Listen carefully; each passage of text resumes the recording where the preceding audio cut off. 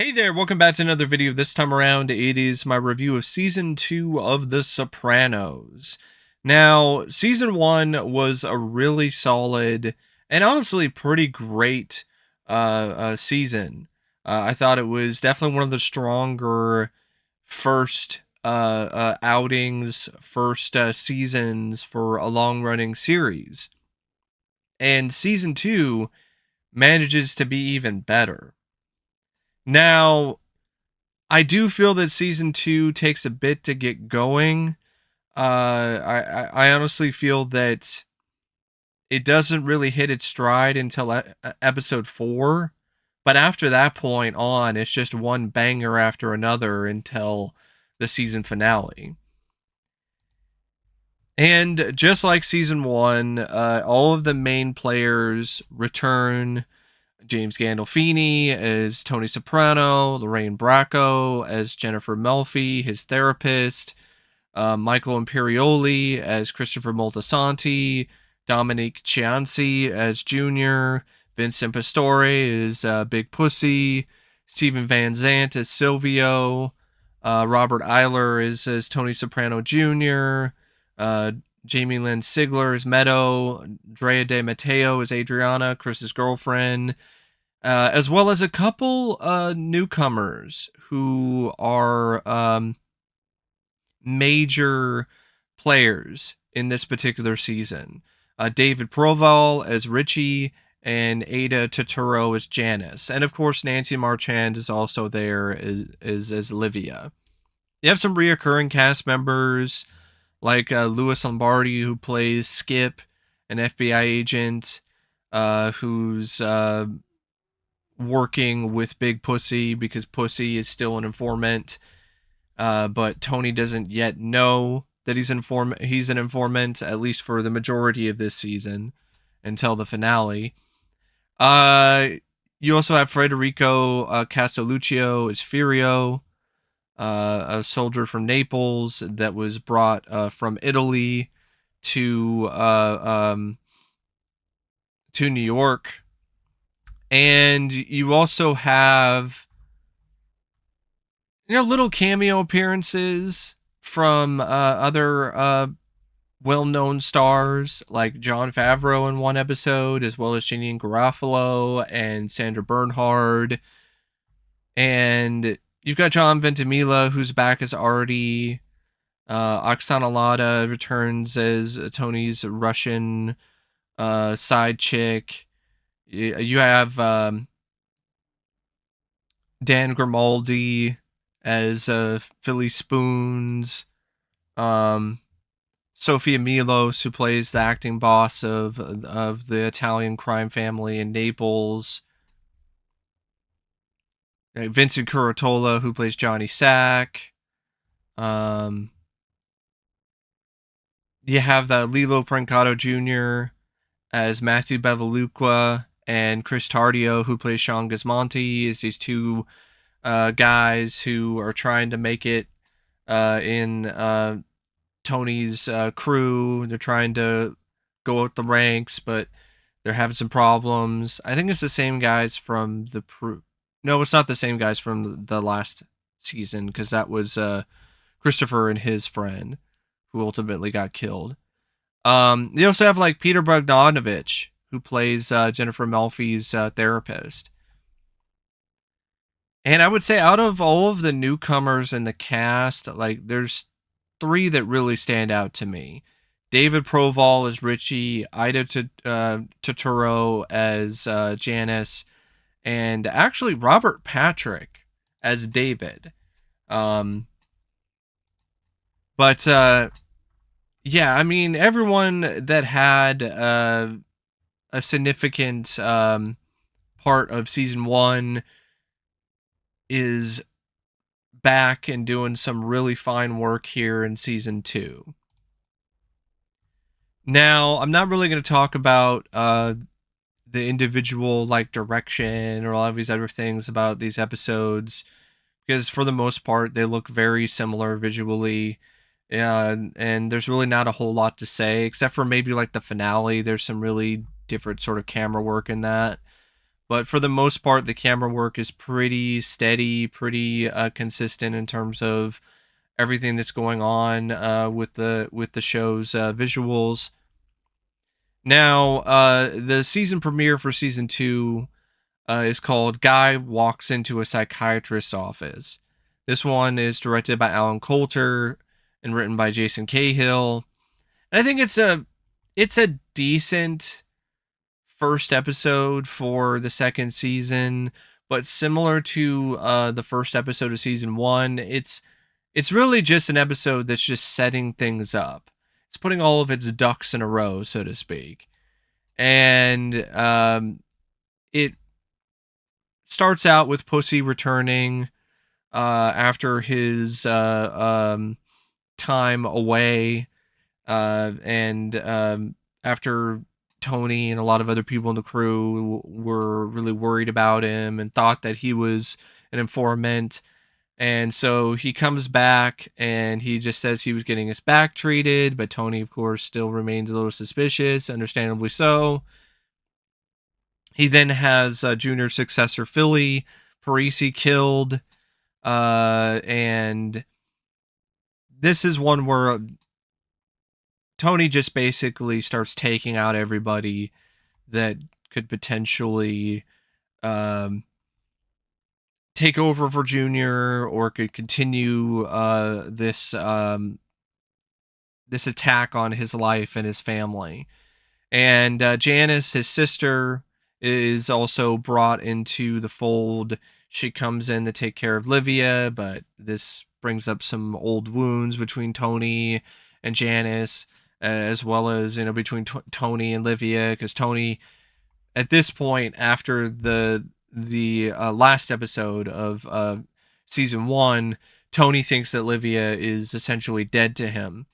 So he continues that mindset throughout this episode and also throughout the entire second season. So he's upset about Janice trying to sell his mother's house.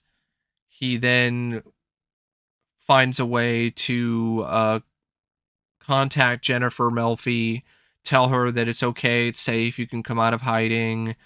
And then he tries to continue seeing her after he has a panic attack while he's driving, but Jennifer actually refuses.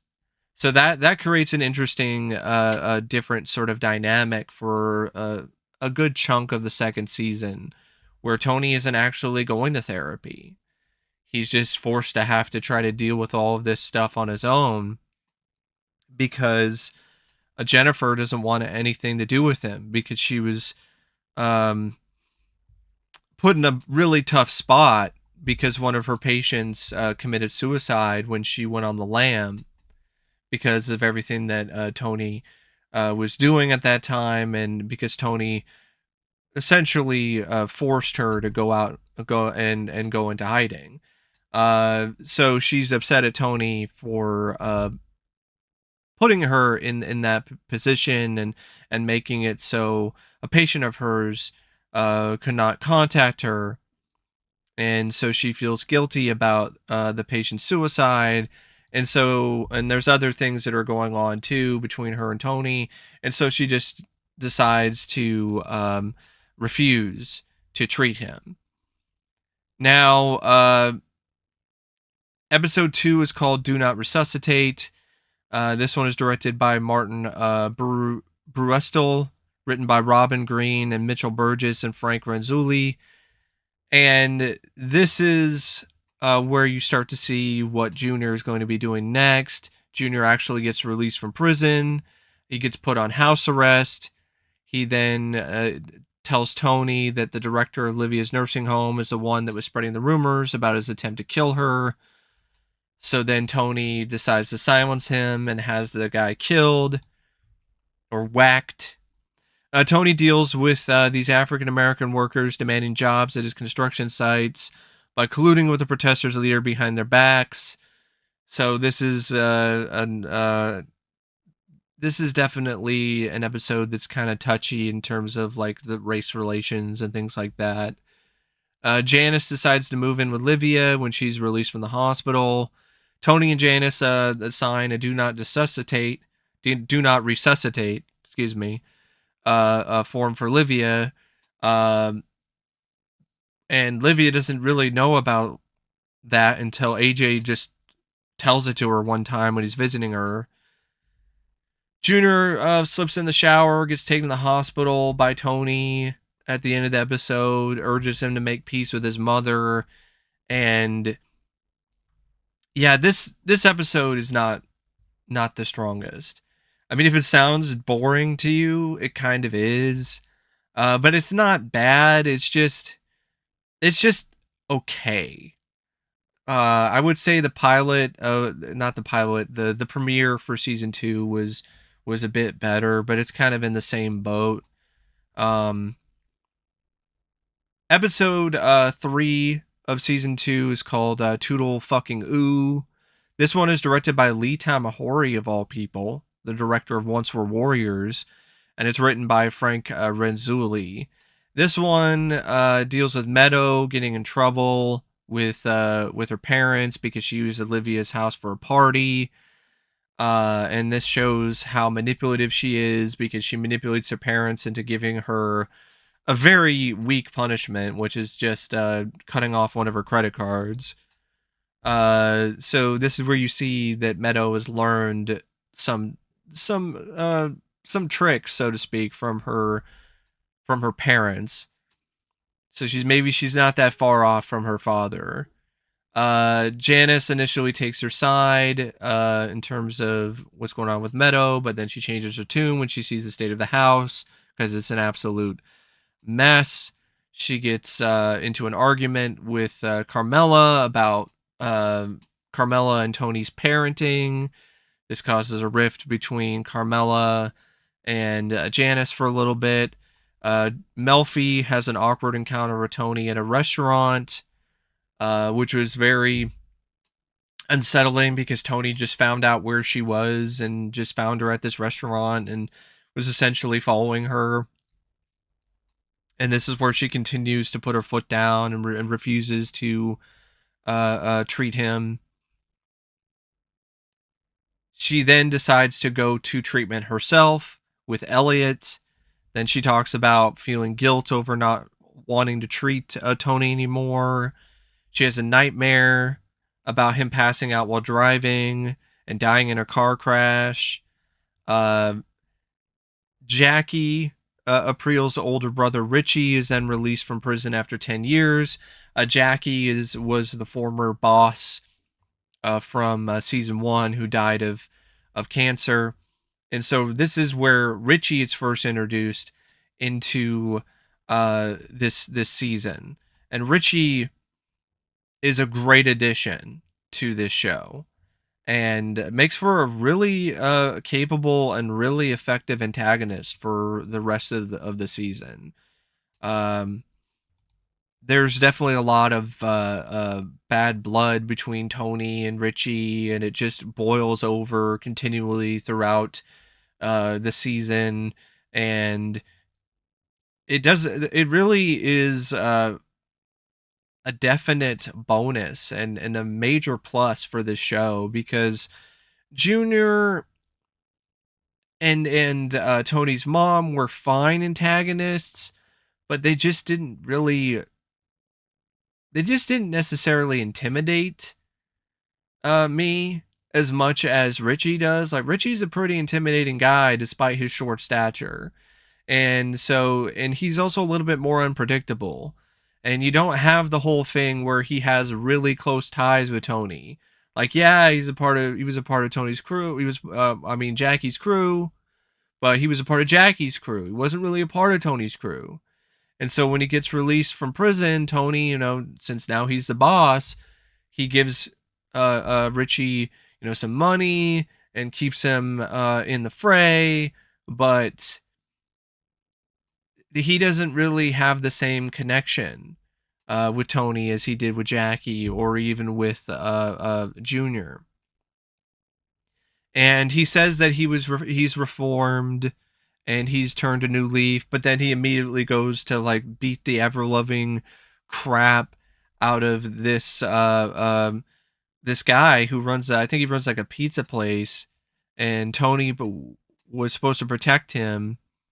And this is a guy that owed some money to Richie, and Richie wanted more money from this guy, but the guy wasn't paying up because he felt like it's a bunch of bullshit, and Tony's protecting me. And so Richie decided to just beat the crap out of him to the point where he cripples him. He puts him in a wheelchair. He beats him up so badly that, because actually he hit him with a car. He hit him with a car, and the guy's in the hospital, and he's like in a full body cast with like a one of those neck brace things. He really messed him up. And that's another, like, right off the bat you see Richie just resorting to being just completely and utterly unpredictable in terms of his violent outbursts. So it's really something that makes this character into a very intimidating and very strong foe for Tony.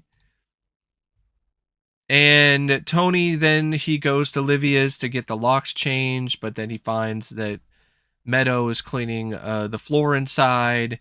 So that makes him question some things, because he didn't think that Meadow was gonna, go to that length.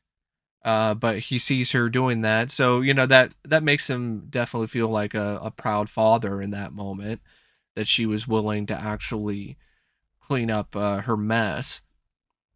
So I wouldn't say that this is particularly a gem of an episode, or like a really standout or fantastic episode by any means. Even the addition of Lee Tamahori doesn't really add a whole lot to it, but the addition of Richie really makes it into something that is more interesting to me than the first two episodes of season two. And I would say this is when it's starting to get a little bit better, because each episode is getting progressively better at this point. And then you get to episode 4, which is honestly one of my favorite episodes so far of the entire series, and definitely one of the better episodes of season 2. And this one is called Kamen Datori. It's directed by Tim Van Patten, written by David Chase, and this is where Tony, Paulie, and Chris, they go to Italy. So they changed the setting here, and I thought that was just so refreshing and so cool to see. Tony and his pals, they go to Naples, and so you get to see them interact with the Italian mob, and the scenery, and it's shot on location too, so it leads to some gorgeous cinematography and beautiful direction. And they go to Naples to negotiate the price of stolen cars for the crime family. Of course, when Tony is getting ready to go to Italy, his wife is not happy about that because she's not invited. So that causes some added strife between Tony and Carmela. But Tony's like, it's a work thing. Like, you'd be bored, that kind of deal. Tony learns that the boss of the family's daughter is running things, which is very progressive if you think about it. I thought it was a really cool choice, and was honestly very unexpected for the real boss of the Naples crime family to be this woman, to be a female boss for a show that has a lot of contemporary criticism lately, that's trying to talk about it being sexist and whatever ist and so on and so forth. It does have some pretty progressive elements in it, like the mob boss in Naples being a woman, and the scenes between her and Tony are great. And I felt the actress Sophia Milos did a really magnificent job playing Annalisa, who is the mob boss.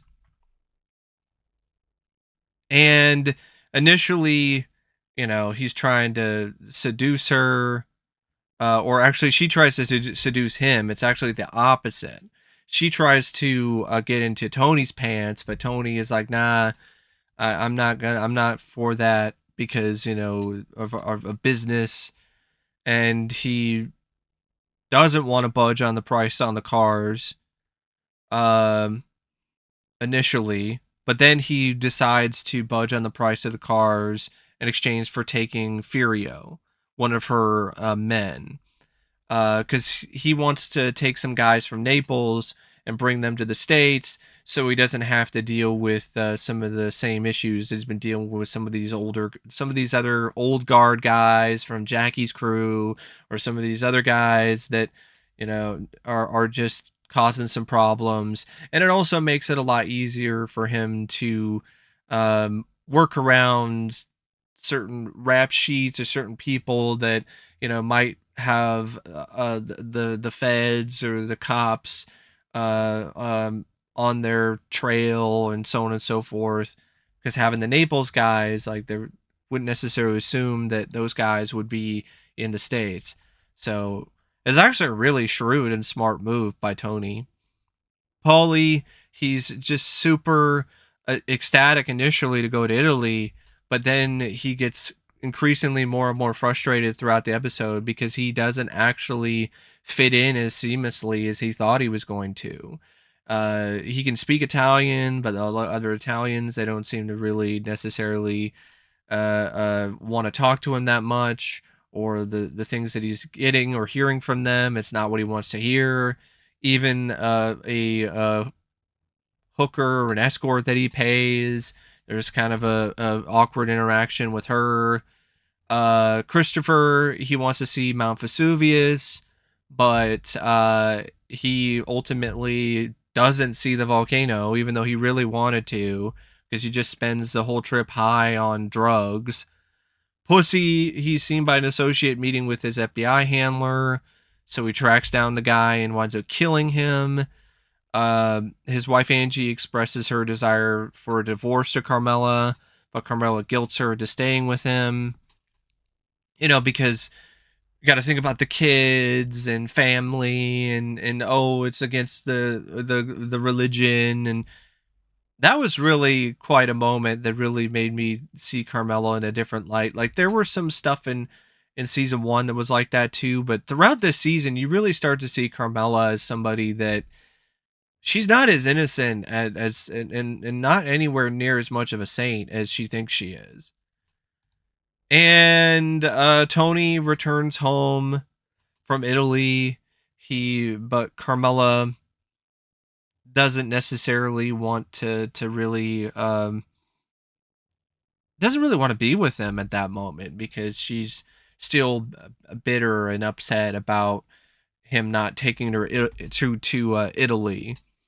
And so, yeah, it's on paper it might not sound like much, but trust me, like, it's a fantastic episode. It is. It's like the first time in season 2 where I was like, okay, now this is great.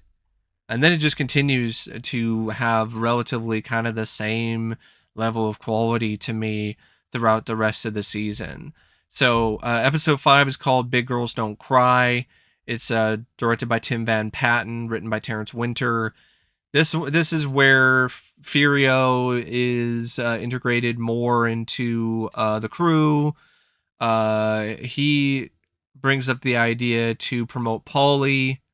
Well, actually, no, he gets brought in, and that's what leads Tony to promote Paulie and his friend Silvio, but not Pussy, which of course pisses off Pussy. Uh, Tony discovers that Janice and Richie have restarted their old relationship. He learns from Hesh that his father also had panic attacks, which is a nice bit of character depth for Tony. And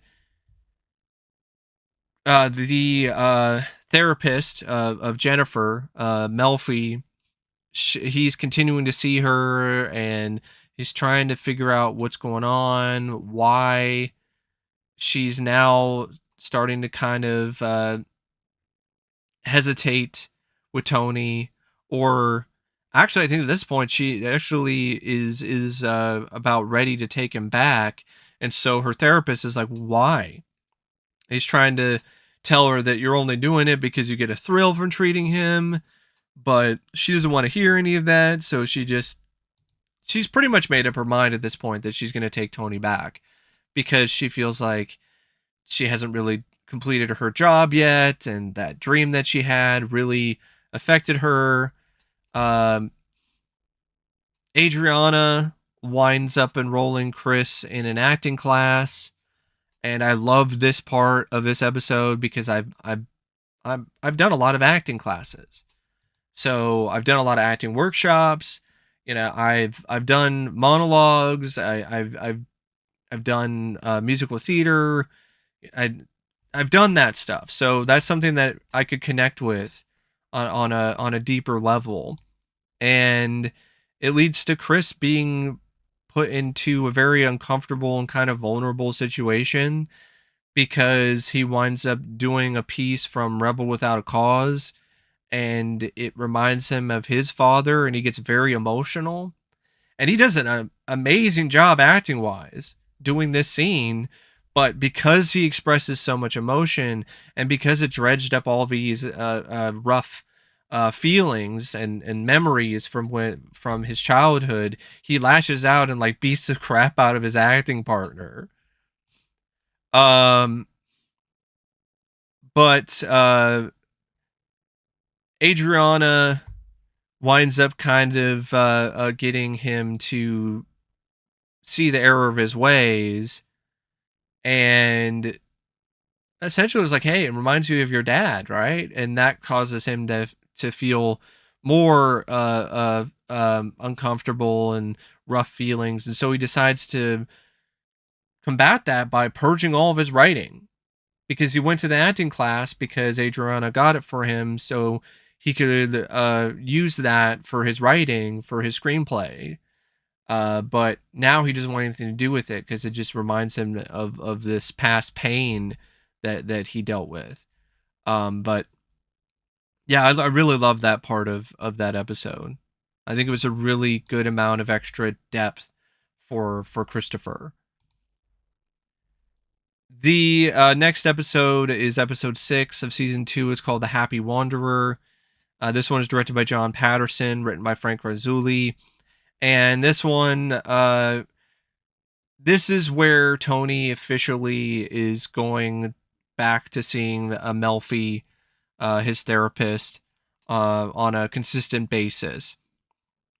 He's talking to Melfi. She's continuing to psychoanalyze him, talks about his anger issues, and he is really exasperating it because well, maybe exasperating isn't the right word, but he's really solidifying her attempts to really kind of pin down how his anger issues are really the root of a lot of these panic attacks and a lot of these issues for Tony. And he's talking about the happy wanderer. It's about these guys who just wander around and they're happy, and they don't have a care in the world. And he's talking about how that pisses him off. And so Melfi tries to dig a little deeper into that. This is where Tony takes over Junior's gambling game, which is a gambling game for high rollers, and he winds up letting his friend from school, and David Scatino, who owns a department store, sports goods store. He lets him in on the game, but this is after he's already owing Richie like a significant amount of money, like thousands of dollars, because he came in and did some cards with Richie and didn't pay up. So this pisses off Richie, and this is understandable that Tony took this guy in, and Richie at this point hasn't even gotten his debt paid back yet by this guy. And David Scatino is a great addition to the show as well. And Robert Patrick was absolutely fantastic, just phenomenal when it comes to his 3 episodes in this. Honestly, some of his best acting is his performance as David Scatino. And Tony, initially, he doesn't want to let him in because he knows that he's a compulsive gambler. He knows that he's going to get himself into trouble. He's going to win some games, but then he's gonna blow it all and lose all this money and owe all this money because he's not gonna know when to quit. And but he relents, and Scatino winds up sitting in at the card game, and he winds up being in debt for like multiple boxes of ZD. So Tony tries to get Richie to stay away from Scatino, but of course, Richie's like, "What? He owes me money." But that's still not something that ever really gets resolved because Tony thinks that he takes precedent over Richie and his debt, even though technically, Richie should have gotten paid first because his because David screwed him over before he went in on the card game with Tony. And by the way, that card game scene is honestly just chef's kiss stuff. Just so good. I love the card game sequence, especially Silvio's freak out when Tony is just messing with him on purpose because he knows that Silvio is like gonna have. Well, is it Silvio or is it? Yeah. He knows that. Yeah. I'm sorry. I just wanted to make sure I have the right actor, the right character in mind here. Yeah, Silvio. So he knows that Silvio is going to like have this just epic freak out over the dumbest shit. And that's what happens every time when Silvio is in on these card games. And so he's just messing with him where he's all like he tells the two guys, the younger guys who are basically kind of gophers at this point, interns for Tony, and they're being initiated into his crew, and he's telling them to like just clean up some of the cheese that's underneath the table, and it just sets Silvio off, and it's the funniest. It's so hilarious. Van Sant's acting in that scene is top notch too. His comedic talents are honestly pretty underrated because he's so hilarious. It's just the whole face just freaking out over the cheese. Leave the fucking cheese there. I love cheese in my feet. I slip motherfucking provolone in my socks at night so they smell like your mother's crotch in the morning. All right? So leave the cocksucking cheese where it is. Yeah, that is definitely one of my favorite scenes. Honestly, in not just this season, but the show so far. It's just so funny, and just the whole bit where Tony's just cracking up on the couch too because he knows that he's just completely set all this up. He's just fucking with his friend. It makes Tony kind of endearing, despite what he does.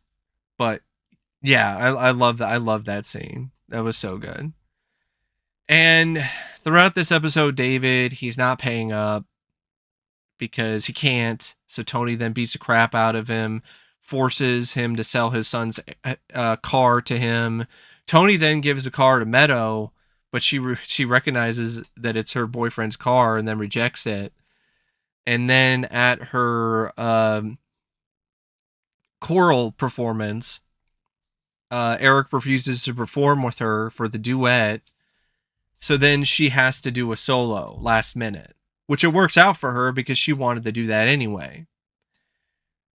So she got her way in the end, but the consequence was that it essentially broke off the relationship between her and Eric. But she seemed to get over that pretty quickly later on in the season. Carmilla talks about Meadows' luck, wonders what happened, and then Scatino and his wife leave the theater, and Tony's just like, yeah, whatever. Shit happens, basically. And that's the end of that particular episode. The best stuff in it, though, is definitely the card game scene, Silvio's just hilarious freak out over the cheese, and the scenes involving David. And also the therapy sessions again. It was really nice to see those return because early on in the season, Jennifer, she's not seeing Tony, so that felt like things were just not quite right in terms of the formula of the show. Because the show is definitely a lot better when Tony is going to therapy versus Tony not going to therapy. Episode 7 is called D Girl. This one's directed by Alan Coulter, featuring a script by Todd A. Kessler. I love this episode as well. This one's mostly focused on Chris, because Chris, due to a meeting with his cousin's fiance, who works in Hollywood, gets his foot in the door a little bit in the industry here. He goes to the set of a film that Jon Favreau is directing, helps Jon with a line of dialogue for the last scene, because one of the co-stars of the film, which is like some art house movie about lesbian hit women, starring Sandra Bernhard and Janine Garofalo. And Janine Garofalo didn't like the fact that one of the last lines that her co-star says is "bitch," so she's stalling when it comes to the last scene in the movie. And so Christopher comes up with this term. Well, he didn't come up with it. He remembers this term, this Italian term, which is Italian for like a slang term for the C word. I think it was like muklak or something. And so it's like, hey, just use that instead, because Janine wants something more interesting. So that actually winds up in the movie. And Favreau starts taking a liking to Chris. Helped him with that line. He's going to be doing a project about a mobster, or he's thinking about doing that film. So he wants to use Chris as somebody that he can talk to for inspiration. Chris tells him this story about this woman who's disfigured, who walks into the pizza shop that they're at. They're having a slice and they're talking. This girl comes in, and Christopher tells him why she's disfigured. She was disfigured because she went on a date with this other mobster guy, and she's actually trans. And the guy didn't know that, saw that she had a package, and freaked out and burned her with acid, because that's what guys like that do. Like it's not. They couldn't realize it. They couldn't see that it was a trick. They see that it's a trick. They feel like they got fooled. So then they retaliate by just absolutely either killing the person, or disfiguring them, or assaulting them, because it's some affront to their masculinity that they can't live with. So he shares that, and Chris is under the assumption that Jon isn't going to use it in a script, but he ultimately does. So that causes the relationship between the two of them to completely crater later on in the episode. And also, there's a very awkward meeting between the two where Favreau was starting to ask these questions to Chris about, whether or not he's packing. Chris shows him the gun that he's packing.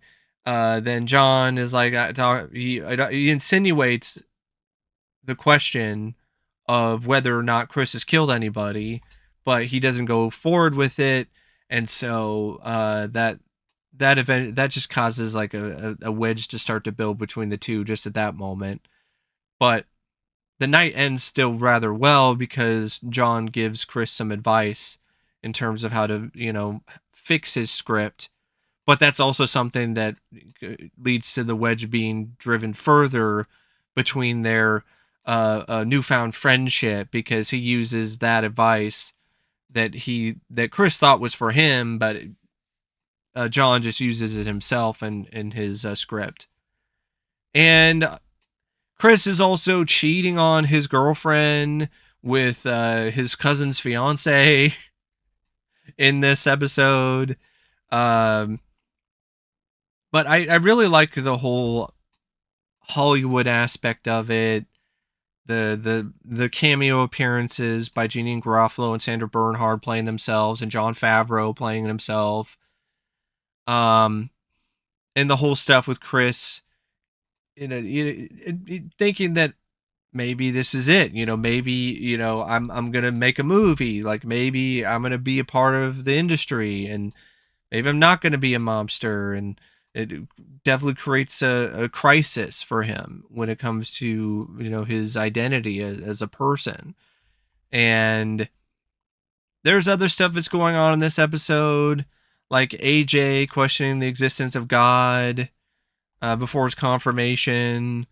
Uh, because he had a talk with Livia. Well, actually, he had a talk with Livia later that completely just solidified his thoughts because he was taking an English class. It was making him think about those kind of things. Pussy's handler orders him to wear a wire at the confirmation. Tony catches AJ smoking pot after the ceremony. Pussy talks to him and encourages him to enjoy his life as his father. And that leads to him becoming just really distraught emotionally because he feels guilty because he's wearing a wire. Tony learns of Chris's activities, orders him to choose between him and his writing, which Chris considers before ultimately choosing Tony. And also, the D girl thing is a reference to uh, um, Chris's cousin's fiance, who he calls her a D girl after she basically writes him off and is like, "Nah, I'm not going to be with you." Like, because in a lot of ways she did use him, so she was acting pretty shrewdly as well. But yeah, it's a good episode. Not just good, I thought it was great. The whole Hollywood aspect, shooting a movie, the whole screenplay thing, how that whole subplot involving Chris ends. Now, episode 8 is called Full Leather Jacket. This one's directed by Alan Coulter, written by Robin Green and Mitchell Burgess.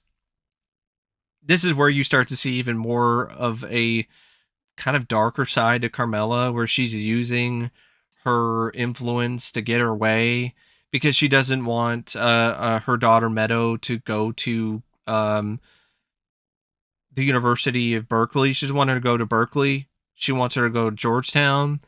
And so she uses her friendship with her neighbor, whose sister happens to be alumni, and essentially manipulates her to write a recommendation for Meadow, because the woman initially refuses, but then Carmela talks to her directly and basically intimidates her sweetly, but intimidates her to write it, and she does.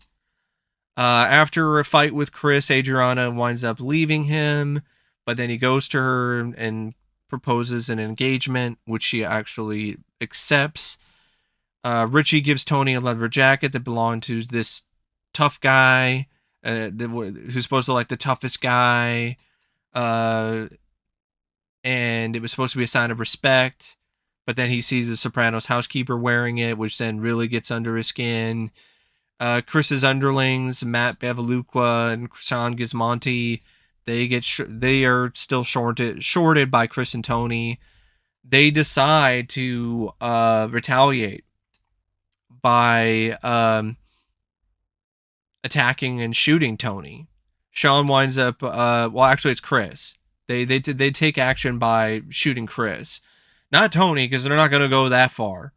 But they decide to go after Chris because they were working for Chris, and this is one where like they were doing weird stuff where they'd be working with Chris and they would be cracking safes at different spots, and then one of the guys would be like taking a shit, and I'm like, why is that a thing? Is that a mob thing where like one guy takes a shit? Like it just that was something I thought was pretty bizarre. And so these guys, understandably, they got tired of taking shits and not getting their cut, and they're basically getting shit on. And but they decided to do the dumbest thing imaginable and just decide to go after Chris and try to shoot him. And that doesn't end well because Sean gets killed. And then Matt tries to seek asylum with Richie, but Richie throws him out because Matt thought that, oh, I'm doing this for you, and because you want Tony gone, or you want Chris gone. You didn't like Chris because of the way that he acted one time to someone that you know, and so he thinks that Richie's gonna embrace him for that, but that's not what happens at all. And so now Matt's on the run, trying to hide from Tony because Chris uh, was shot and he's in critical. And episode 9 is called From Where to Eternity. This one is directed by Henry J. Bronstein, and it's and features a script by Michael Imperioli. And so yeah, Christopher himself wrote the script for this. And this is where Chris dies for like a minute, but he survives despite losing his entire spleen, which he wasn't really awake when it comes to his spleen, but when I got hit by a car like a while back as a pedestrian and I flew like 15 feet in the air, landed face first on the asphalt, was lucky to be alive. I remember when I was in the hospital and the doctors were doing all the x-rays and all the scans and everything, and one of the doctors was like, they were looking at my spleen, and they were kind of I was insinuating things that weren't necessarily true, but the way that they were talking, the tone of their voice when they were talking about my spleen, it freaked me out. And so I was like, "What's wrong with my spleen?" And they're like, "It's fine, it's fine. It might be a little bruised, but we think you're gonna be okay." So it was one of those things where I could kind of connect with that as well. And also the whole life and death sort of thing. Like I wasn't put in critical, but I easily could have been. I mean, I ran into the middle of the street, and cars were going like 35 miles an hour, and I literally did fly 15 feet in the air and did a somersault in midair and then landed on the asphalt face first. That's why I got this scar right here on my nose. But yeah, I didn't see anything because I didn't get to that point where I lost consciousness. So I didn't see any. I didn't have a life or death sort of stuff. But I definitely was questioning, uh, a lot of things. And I was put in the back of an ambulance, and I was definitely worried about dying. So Chris claims that he saw hell, and then Satan told him he's destined for it. Delivers a message to Tony and Paulie about 3 o'clock. And Tony, of course, he's like, whatever. Paulie, though, is really freaked out by it. He goes to a psychic who then is actually supposedly talking to the spirits of the people that Paulie killed. And that causes him to freak out, leave the psychic meeting. He then goes to his priest. And this is a great bit of writing where Paulie's all like giving his priest grief. It's like, you were supposed to protect me. I gave all these donations to the church. It's like, when you needed this, I got it. When you needed that, I got it. I should be protected. And it's like, so that just absolves you of all of your sins as long as you pay money to the church. Man, that's rich. And then he's like, I'm not going to give any money to the church anymore because you can't preserve my soul. So you're cut off. Pussy and Tony then track Matt down. They wind up killing him. Carmela asks Tony to get a vasectomy because she knows that he's been cheating on her with the Russian girl, but he refuses. He eventually gives in, but only for Carmela to change her mind. Just tells him to just, stop cheating on me, and that's all I want from you. And then they make love, and that's the end of that episode. It's a pretty good one. There's some good drama there. The whole stuff with Christopher seeing hell was interesting. The whole bit where Paulie goes to the psychic was fun, and definitely unique. Episode 10 is called Bust Out. It's directed by John Patterson, written by Frank Rizzulli and Robin Green and Mitchell Burgess. This is where Tony gets into some serious hot water because there's a witness for Matt's murder. And so he goes to the police. And so now Tony's just completely, he's understandably worried that he's going to go to jail for a long, long time. And so this causes him to be extra on edge. Tony's crew, they run some fraud on Scatino's store called a bust out. Uh, and what that is they just get him to do everything to the point where the store is going to be put on a lien or it's going to be liquidated, and Dave is going to have to file for bankruptcy. And of course, this is causing serious ripples and serious issues between David and his wife. And so Tony continues to do this bust out by getting David to get him some scalped airline tickets. Richie is still continuing to get really, really pissed off and upset. It seems like every day now there's just another reason for him to get his hair on edge, so to speak. And Richie suggests to Junior that Tony should be killed, remind him that he tried to do the same thing with Junior, admonishes him, uh, which it's because Junior ultimately doesn't want a war between Tony. He tried to do that. It didn't work out. He figures that he would be better off with Tony instead of Richie, who's just impulsive and completely unpredictable. And Carmela meets Scatino's brother-in-law, Victor. They start to kind of have this attraction to one another. They actually kiss at one point. Victor promises to come over the next day, but he doesn't show up because he learns who Scatino is in debt to, which is Tony Soprano. Tony missed his son's swim meet, so AJ is not happy about that. But prior to that, Tony asked AJ if he wanted to go to the movies with him, but AJ refused.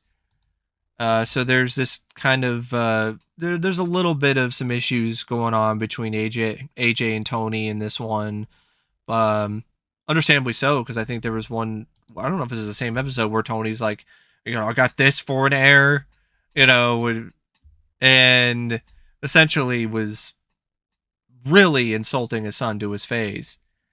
But ultimately, they find a way to patch things up, and Tony takes AJ out on their boat, lets him steer, and so things are smoothed over between Tony and his son. So yeah, it's another episode that I would say, I mean, maybe it's not fantastic compared to some of the other episodes, but it's still a really, really solid, really effective episode. Especially the stuff involving David. Anything with David is great because Robert Patrick is just so good in that role. And just the continuing just animosity between Richie and Tony, and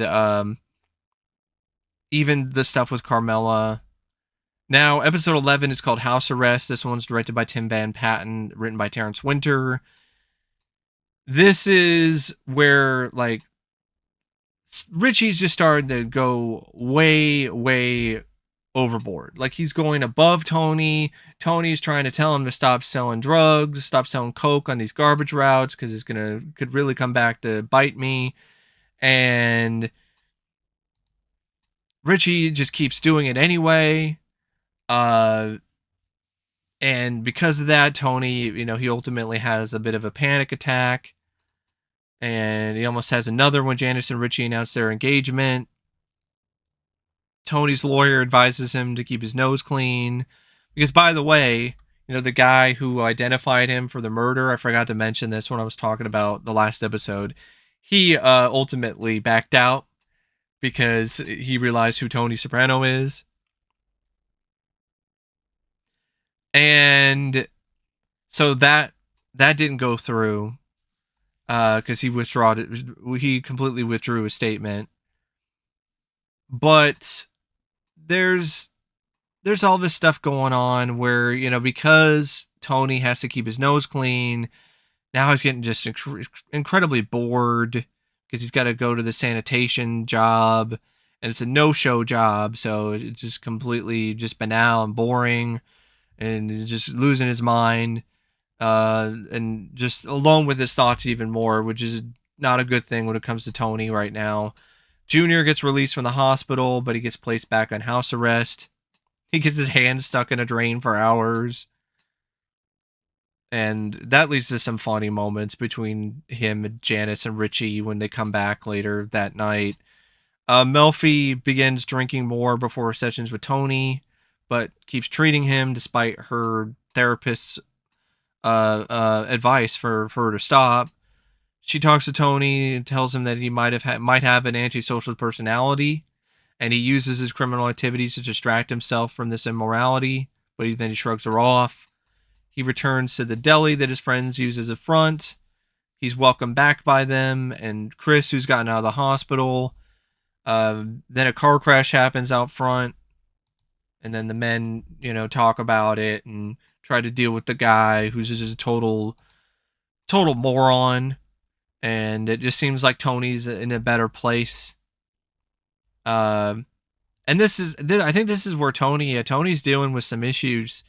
Yeah, he was actually having breakouts throughout this episode. Like he would get like a rash on his arm, which is tied into his stress and everything. And man, the skin stuff, like I could totally relate to that, because of the reaction that I got to the booster shot, and it caused me to have hives everywhere. So I'm like, man, when Tony's like scratching, or you just to try to not scratch his arm, and stress makes him break out more, like that really that really hit home. So I did not expect, like, wow, like, so Tony's having you know dermatitis issues. um but yeah, that was a pretty good episode. Then you have episode 12, The Knight in White Satin Armor. This one is directed by Alan Coulter, written by Robin Green and Mitchell Burgess. Episode 11 was fine. It was pretty good, but this one was great. This one deals with more frustrations between Tony and Richie, because of the drugs that are being sold on the garbage routes. This is where Richie decides to take the law into his own hands, essentially, and he's trying to set things up to put a hit on Tony. But Junior, essentially, assuming that Richie will not be able to turn this capo to put out the hit on Tony, starts to distance himself from Richie. And he then rats Richie out to Tony. Before Tony can have him killed, Richie winds up assaulting his would-be wife and punches her in the face because of an argument that they were having. And Janice surprisingly just winds up shooting his ass dead. And this was all, honestly, something that worked out in Tony's favor, because they were gonna get their hands dirty and take the guy out. Now they can get their hands dirty, but they don't have to worry about being the ones that have to put out the hit and wait for him to be in a vulnerable spot. Like, he's dead. He's dead as a doornail now. His fiance shot him twice in the chest. Tony and his men then clean up the body. They arrange for Janice to leave New Jersey. She goes back to Seattle. He speaks to Olivia for the first time since she tried to kill her at the end of season 1. They argue about parenting. She winds up crying. Tony falls down the stairs, loses his gun as he's getting out of the house, and Livia laughs at him and has that like demented smirk and smile. You know that this woman is like she didn't have a stroke. That was a bunch of bullshit. She's just reveling in the opportunity to make Tony miserable at that moment, make him feel guilty because she's doing this whole sob story about her being as good of a parent as she could be, and how dare you talk to me about my parenting, and yeah, her crying turns to quiet laughter. And then Pussy turns against Tony, tries to get in good graces with the FBI by busting Chris, but he winds up in a car crash because now Pussy thinks that he's going to be a cop. He thinks that he's going to turn this into an opportunity for him to become a Fed. And of course, the guy Skip, he's like, this dude, this isn't going to happen. Stop it. Tony's Kamare, his side chick, she attempts suicide after Tony leaves her. Tony then has Silvio pay her to leave him alone. Carmela winds up visiting Musto, but then realizes that he never came to her because of Tony. They break whatever it is that they had together off at that moment. Tony returns home. Carmela announces her plans to go to Rome for 3 weeks with her friend. Tony's trying to say, hey, don't go. Then she's like, well, I may kill myself if you don't let me. Which is basically her just asserting some dominance over Tony. And that's just another instance of just showing Carmela in a different light. But in this case, a really good light where she's willing to have some balls of her own. It was like, nah, I'm going to go on this vacation and you're just going to have to deal with it. And then episode 13, the finale, is called Funhouse. And this one's directed by John Patterson, featuring a script by David Chase and Tade Kessler. And the direction in this is incredible. So is the cinematography. Because this episode, a good chunk of it is shot like it's something out of a Funhouse mirror. It really is. Like it's shot with weird angles and perspectives and everything. But it just really creates a very unique look to the movie. Because, to the episode. Sorry, I'm so used to talking about movies on this channel. But it does. It creates a very unique look to the episode.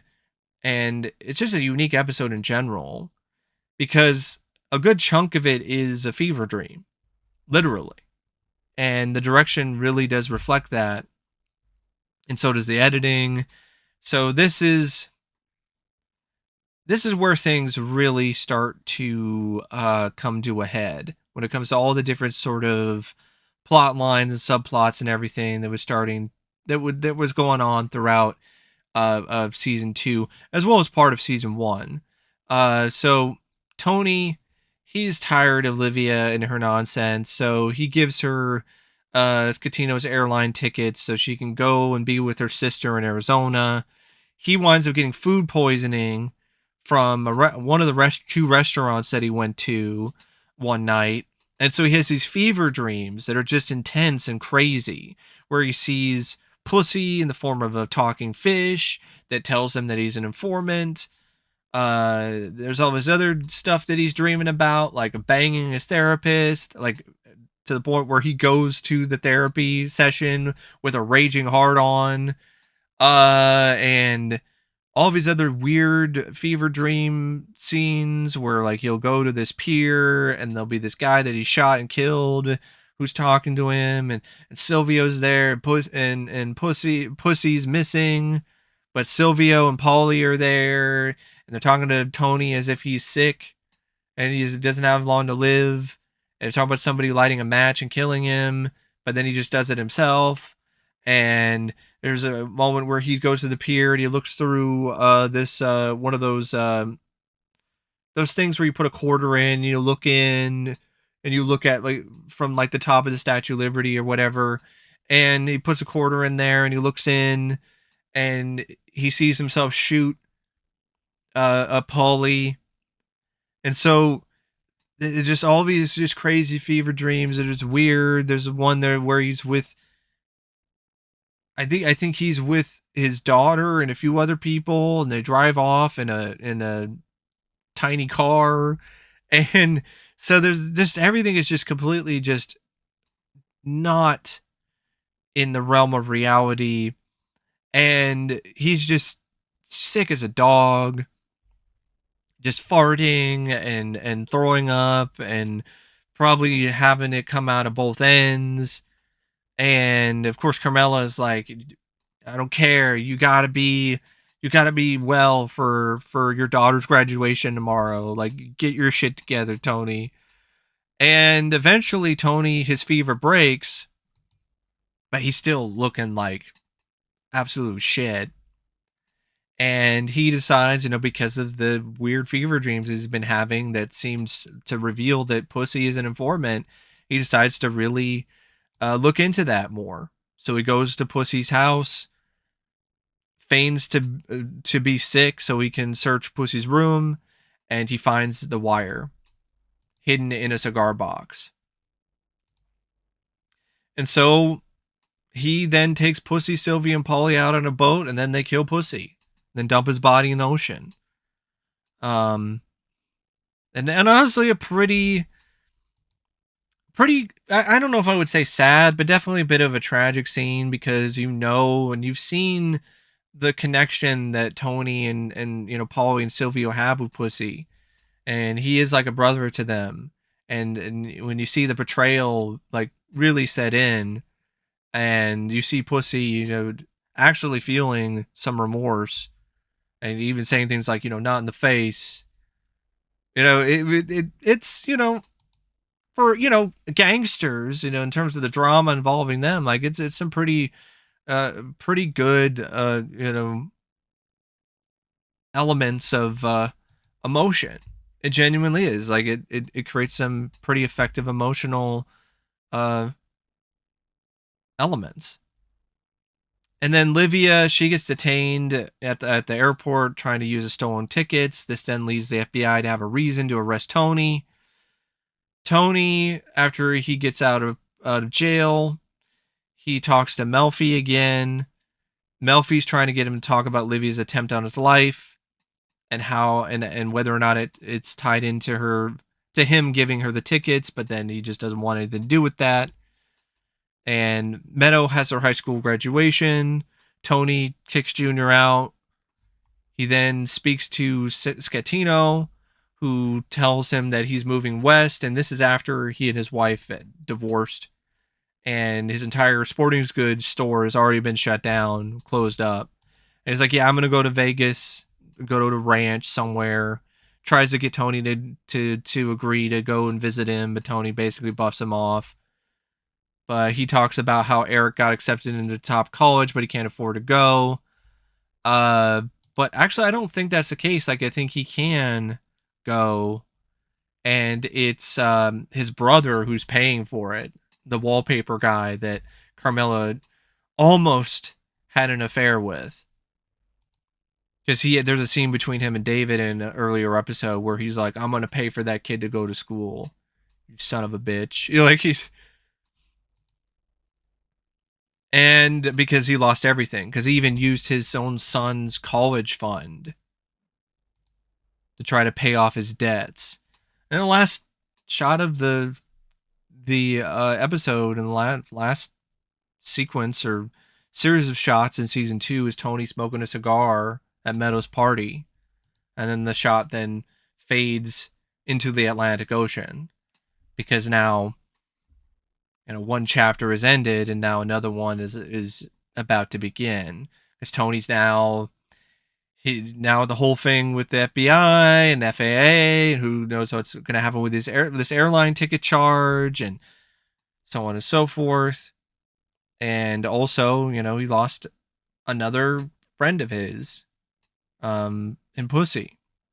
And it turned out that the feelings and the assumptions that he had in the first season about Pussy being an informant were actually accurate, and he had been informing the FBI for a year and a half. And so it just shows you that this is just a masterful show because you're even incorporating and bringing in elements from a previous season, and you're wrapping them up in the second season while also bringing up new stuff like Janice and Richie. And also, I really like the fact that there was a lot less focus on the drama between Tony and his mother. Like there's a little bit of that, but it's not really as much of a focus this time around. So it doesn't get as old. And honestly, the less of focus there is on Livia, the better, because that character can only go so far. It's a great performance by the actress and Nancy Marchand, but it's a character that gets really abrasive and gets really hard to deal with if you're just continually having this character have whine and cry and be manipulative and all that other shit. So this season has moments of bonding between Tony and his crew. This scene, I mean this scene, this season has a lot of scenes that provide even more depth to Tony as a character or other characters in the show. And it just seems like after you get to episode 4, like even in some of the episodes that aren't necessarily on the same level as episode 4, there's still enough going on and still enough sort of different sort of things that keep you invested and interested in the stories and whatever they're trying to tell for that episode. So, and the stuff with David, for instance, I thought was a really compelling subplot. And yeah, and it's great. It's a really good season, and I'm psyched. I'm really anticipating season 3, because this show just seems like it's getting better with each season. Um, and that's definitely a sign of a great show. But anyway, that's my thoughts on season 2 of The Sopranos. And until next time, I'll see you later. See ya.